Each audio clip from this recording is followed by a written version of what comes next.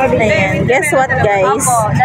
Meron tayong ano dito, bago sa paningin natin. So, tutry natin. Ayan. Oh, sabi niya, masarap daw. Legit, ha? Legit po, ha?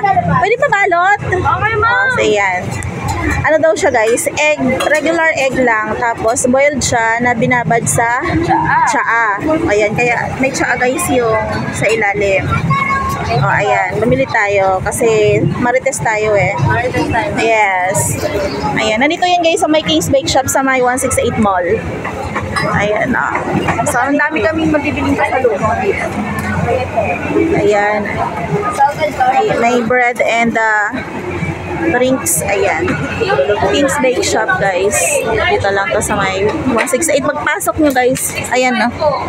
Ayan ang entrance ng 168. So, ayan.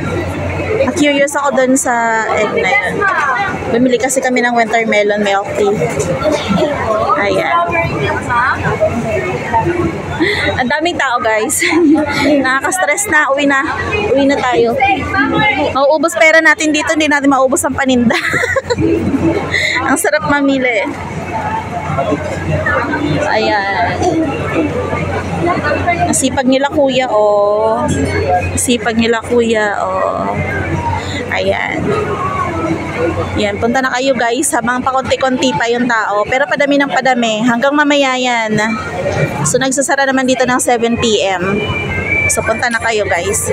Ang 168 ay 7 to 7. Ayan. Let's go, guys. Thanks for watching. Ayan ang mga clothes ng mga babies. Ayan.